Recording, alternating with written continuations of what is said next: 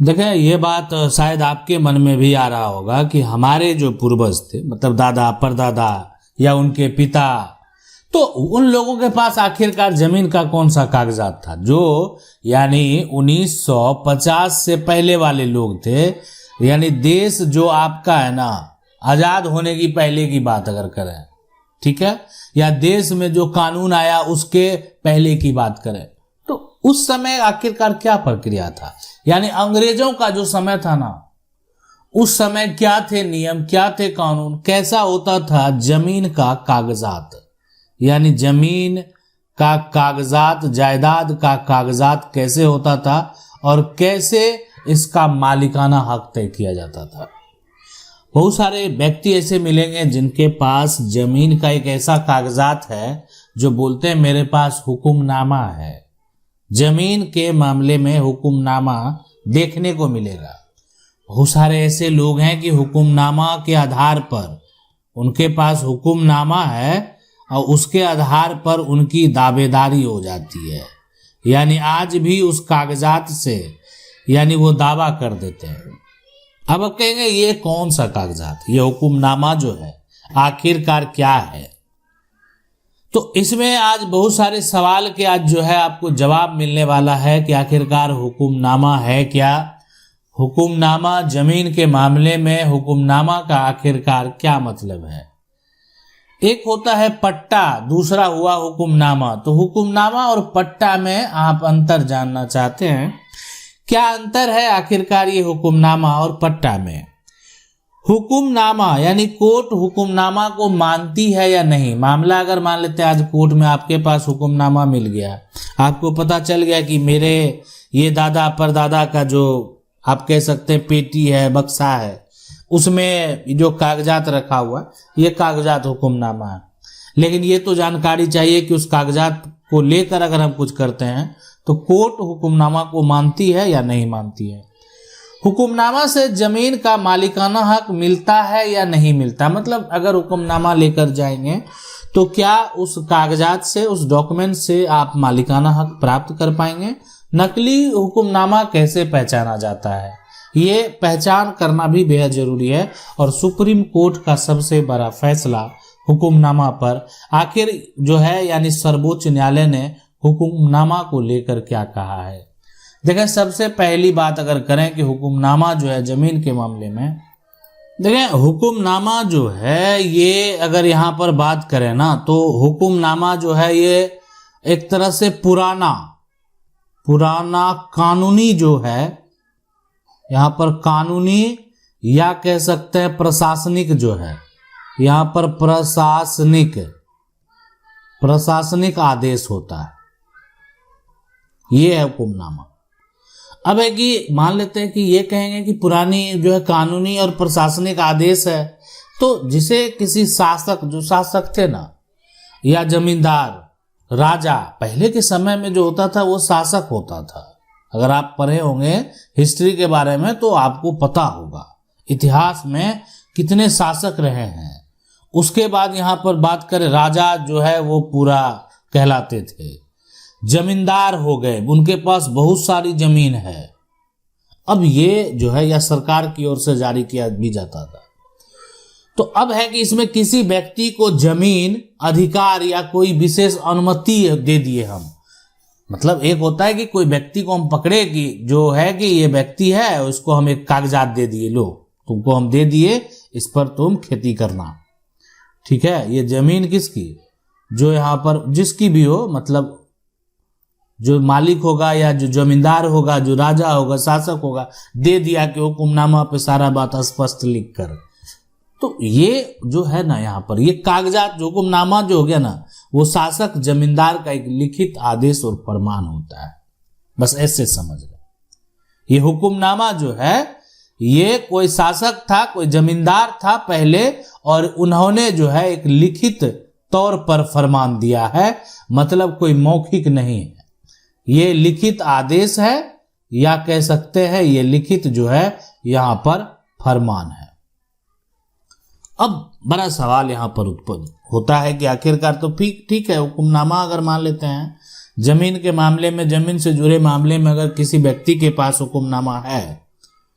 जमींदार शासक की मतलब जो है उपयोग करने के लिए, बसने के लिए, घर बनाने के लिए, खेती करने के लिए जमीन दी गई उसको, किसी गांव में दिया गया, किसी एरिया में दिया गया। और ये जो है ना, अगर बात करें जब वहाँ पर जैसे 1930 1940 के समय कोई जमींदार किसी किसान को खेती के लिए जमीन देता था तो वह लिखित कागजात पर जो है कागजात जारी करता था, एक हुकुमनामा कहा जाता। बाद में वही कागज उस व्यक्ति के कब्जे का अधिकार बन गया, बन जाता था। मान लेते हैं कि ये जो है 1930-40 में अगर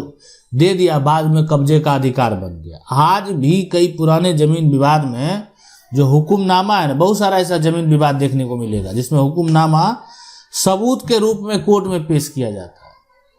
ठीक है, अब ये तो डिपेंड करता है कि आप कोर्ट जो है उसमें उसके लिए क्या देखेगी, ये तो आगे की बात हम आपको बताएंगे। सबसे पहले देखें कि हुकुमनामा और पट्टा में आखिरकार क्या अंतर है।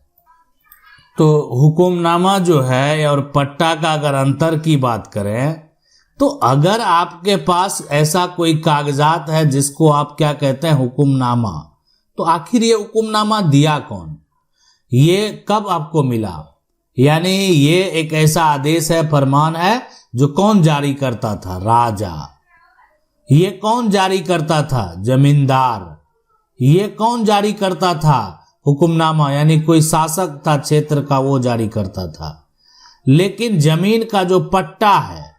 यहां पर, ये पट्टा जो है ये एक कानूनी दस्तावेज है। ये जो है क्या है, कानूनी दस्तावेज है। अब ये कौन जारी करता है, सरकार।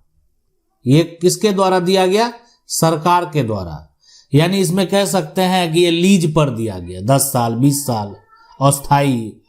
तो ये एक तरह से अस्थाई भी दे दिया गया।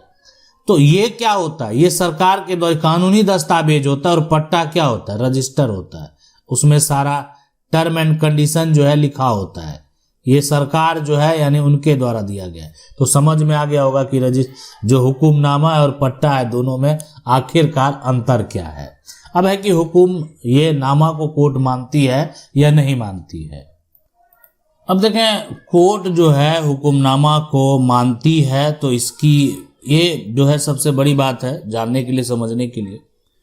लेकिन अकेले हुकुमनामा से जमीन का मालिकाना हक साबित नहीं होता। अगर आपके पास आज घर में एक हुकुमनामा रखा हुआ है, कोर्ट कब हुकुमनामा को सबूत मानती है, यानी अगर यहाँ पर देखा जाए कि आप हुकुमनामा आपके पास है,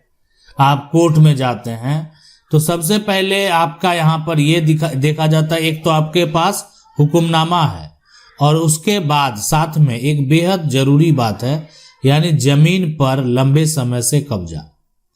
लंबे समय से कब्जा, अच्छा ये अगर है ऐसा, तो ये भी एक ना पोजीशन भी है, साथ में हुकुमनामा भी है। अगर आपके पास जमीन का लगान रसीद अगर आ गया, जमीन का लगान रसीद, अच्छा जमीन का अगर लगान रसीद अगर आपके पास आ गया, तो आखिरकार ये क्या साबित करेगा। ठीक है, रेंट रसीद आप दे रहे हैं, तो ये साबित करेगा ना जमीन का लगान रसीद के हिसाब से कि आप जो है एक तरह से आपका कब्जा भी है और सरकार को आपने हमेशा जो है आपने टैक्स भी दिया है, मतलब आप म्यूटेशन करवा लिए थे। अब ये मान लेते ठीक है, इतना भी हो गया, आगे अगर इतना भी हो गया तो ठीक है साक्ष्य के तौर पर। अब मान लेते खतियान आपका बन गया, तब तो और अच्छी बात है। अगर आपके नाम से जमीन का सर्वे हो गया है और अच्छी बात है। ये अब आसपास के लोग जो है यानी जो गवाह है वो भी आपके पक्ष में है, तो ये और अच्छी बात है। तो ऐसे मामले में हुकुमनामा पुराने अधिकार का प्रमाण माना जाता है और कानून में भी उनको जो है एक तरह से कोर्ट के द्वारा भी उनको एक तरह से इंसाफ मिलता है, अधिकार मिलता है।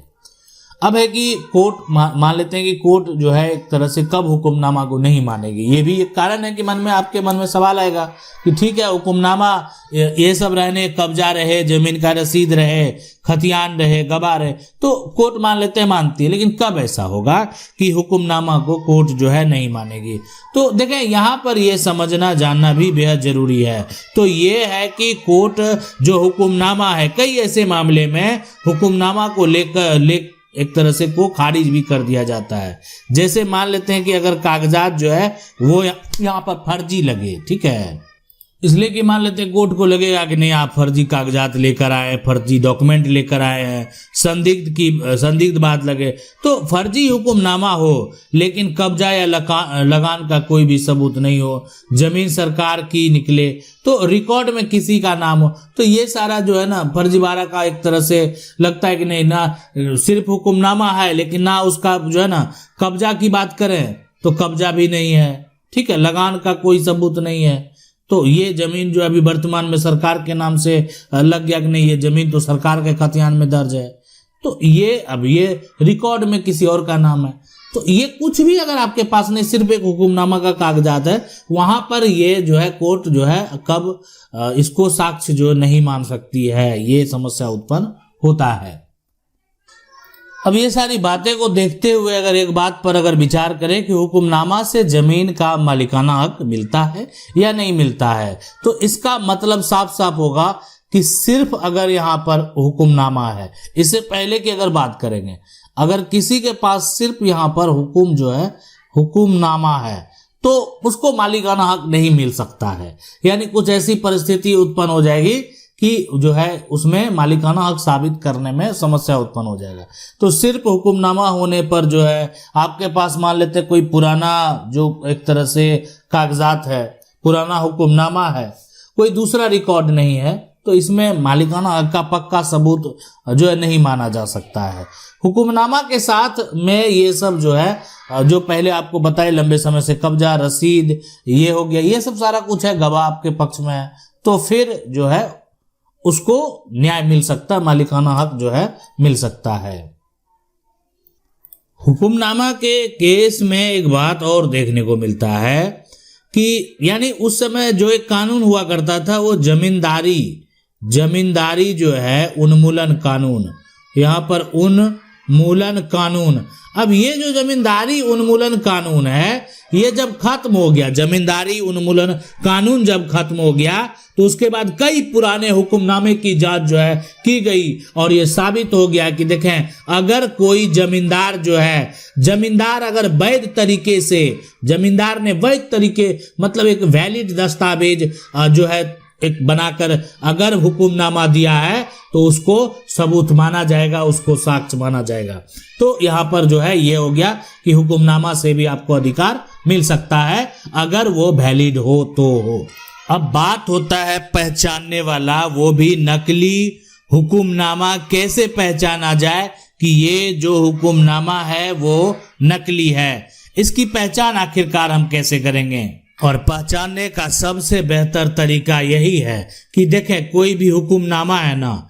अगर उसका रिकॉर्ड खतियान में दर्ज नहीं हो गया, उसके पास जमीन का कब्जा मौजूद नहीं है, उसके पास जमीन का रसीद मौजूद नहीं है, अब तब वो अपना अधिकार दिखा रहा है, तो ऐसा अगर मान लेते हुक्मनामा है, अब ये किसी और के नाम दर्ज है, जिसके नाम दर्ज है उसी का कब्जा है, तो अगर उसका कोई उल्लेख नहीं मिलता है, सबसे बड़ी बात है, तो ऐसे हुक्मनामा पर जो है अगर ये समझा जाता है कि ये नकली हो सकता है। देखें ये तो कोर्ट के जांच के बाद, वेरीफाई करने के बाद ही पता चलेगा, ठीक है। अब ये हुक्मनामा जो है किस साल का है, जमींदार या मालिक मौजूद था कि नहीं था, तो ये सारा प्रक्रिया जो है ना वो देखने के बाद ये तय किया जाता है।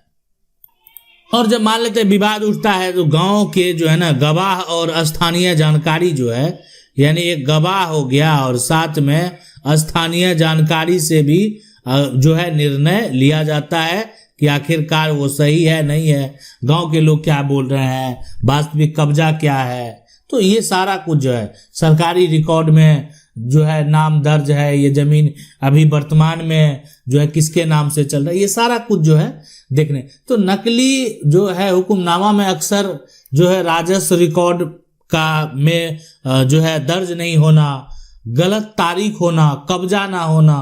कागज और हस्ताक्षर संदिग्ध होना। तो ये जो जिस तरह का कागज उपयोग पहले किया जाता था वो कागज नहीं होना, तो ये सबसे लगता है कि नहीं ये फर्जीवाड़ा हुआ यहाँ पर, ठीक है, ये जाली हुक्मनामा है। अब यहाँ पर देखें सुप्रीम कोर्ट का जो फैसला है हुक्मनामा को लेकर, ये भी जानना बेहद जरूरी है कि आखिरकार सुप्रीम कोर्ट क्या कहता है। तो हुक्मनामा को लेकर जो है एक जो सपोर्टिंग दस्तावेज है वो है जमीन का यहाँ पर राजस्व रिकॉर्ड, हुक्मनामा का सपोर्टिंग दस्तावेज कि जमीन उस समय हम मोटेशन करा लिए, उसके बाद से मेरा जो है राजस्व रिकॉर्ड मिलता है। मतलब जिस समय मेरा हुक्मनामा हुआ उसके कुछ दिन बाद कराएं या और कुछ दिन बाद कराएं, लेकिन हम सरकार को उस समय से जो है टैक्स दे रहे हैं उसका भी सबूत मेरे पास मौजूद है। तो हुक्मनामा का जो है एक तरह से सपोर्टिंग डॉक्यूमेंट जिसको बोलते हैं कि इसको ऐसे ये समझ सकते हैं, देखें ठीक है आपके पास जो कागजात है अगर आपके पास उसका सपोर्टिंग डॉक्यूमेंट भी है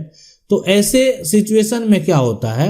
कि आपको जमीन का मालिक बना दिया जाएगा। ठीक है आपके पास डॉक्यूमेंट है सपोर्टिंग, जो डॉक्यूमेंट भी अगर हो गया कि आप एक टाइटल साबित करने के लिए कोर्ट में चले गए,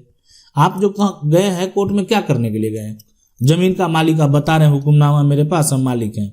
तो आप जो है मामला चला गया सुप्रीम कोर्ट तक मामला चला गया, तो सुप्रीम कोर्ट में मामला जाएगा तो आप सपोर्टिंग डॉक्यूमेंट भी वहां पर दे रहे हैं, नहीं देखें हम जो है सरकार को राजस्व भी दे रहे थे, कोर्ट में सुनवाई के दौरान देखेगा नहीं ये तो आदमी सही बात कर रहा है, ये आदमी का जो है राजस्व रिकॉर्ड में भी नाम है, तो अब ये असली मालिक हो सकता है जमीन का, ये असली मालिक जो है मालिक हो सकता है, या ये जो है जमीन का इसके पास असली हुक्मनामा है, तो ये जो है लगातार इसका कब्जा भी है, तो सिर्फ जो है कागज है लेकिन कब्जा नहीं है ना, तो ये यहाँ पर एक बड़ा समस्या उत्पन्न कर देता है कि मान लेते कि आपके पास हुक्मनामा है लेकिन आपका कब्जा आपके हाथ से चला गया, तो अगर ये साबित हो जाए कि जमींदार के पास उस समय से जमीन देने का जो है अधिकार था या नहीं था, तो हुक्मनामा अमान्य हो सकता है कोर्ट में भी, मतलब वहां पर सुप्रीम कोर्ट में जो है इसको मान्यता नहीं मिलेगा, फिर मतलब ये अमान्य हो जाएगा। तो सुप्रीम कोर्ट के फैसले के अनुसार जो है सुप्रीम कोर्ट का जितना भी जजमेंट मान लेते हैं अगर देखा जाए तो अधिकांश जो एक तरह से पॉपुलर जजमेंट है उसकी अगर बात किया जाए यहाँ पर, तो कोर्ट के द्वारा देखें हम आपको बता दें कि हुक्मनामा जो है कोर्ट ने कहा कि हुक्मनामा जो है एक आपका पास क्या हो गया, ये